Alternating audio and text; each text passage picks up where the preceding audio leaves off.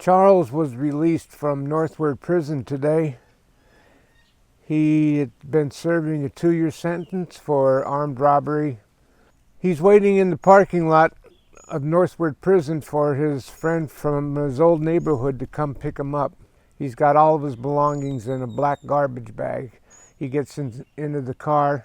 His friend offers him a spliff and says he can crash on his couch down at his house, which is a crack house. There's a 70% chance that within 1 year, Charles will be back up at Northward Prison.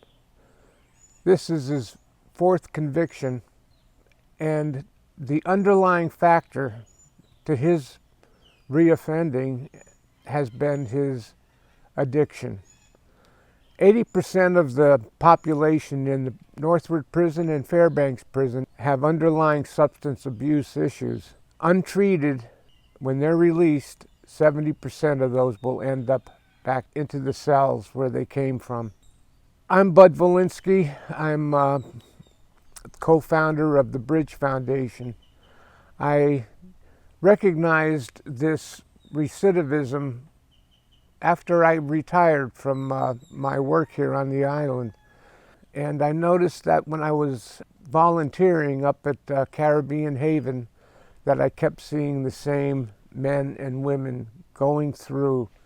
I recognized that in the continuum of care, we were missing a very important part, and that's transitional housing for people with underlying substance abuse issues to have a safe, secure environment with other people of the same ilk to help them transition back into the community as we know it.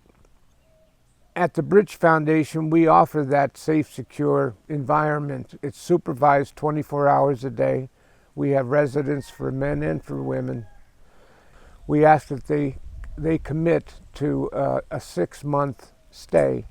Now, this is voluntary. However, they are bailed to the Bridge Foundation through the court system.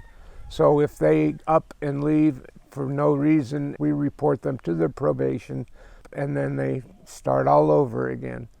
We do our best to keep them engaged in the program we have. It's entirely a 12-step program. We're not counselors. I'm a recovering addict myself, and I know what it's like to just be dropped off into the old neighborhood without any support, not knowing where to go, where the resources might be.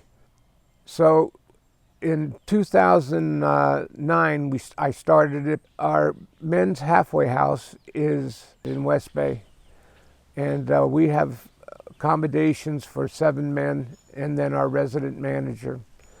We also have a clubhouse where we have community meetings, 12-step meetings, NA, Narcotics Anonymous, and Alcoholics Anonymous, 11 meetings a week.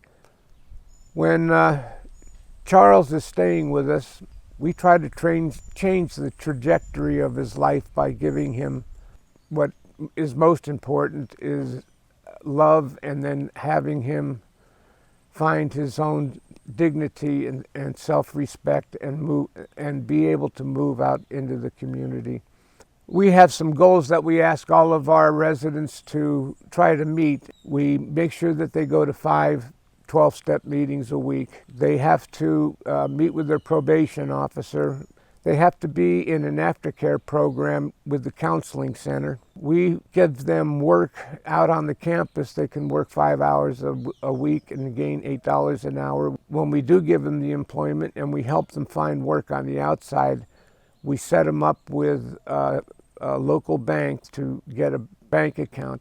To see the look on their face when that debit card comes, most of them have been afraid to go into a bank, and that debit card is a real milestone.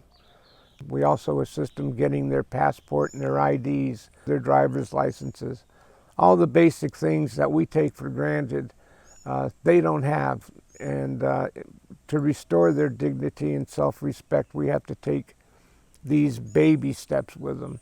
There's no therapeutic value better than one alcoholic or addict helping another alcoholic or addict. They all find out that they have a common problem and that there is help and there is hope. and they see people out in the community, successful people, coming to our meetings that help them along as well. A lot of them sponsor some of the men and women. We do our best in providing this service in the continuum of care, but we have to depend on private sector for all of our financial needs, and we do receive some funding from government. Anyone who donates more than $250 is able to view our finances. Our financial statements are available to the public.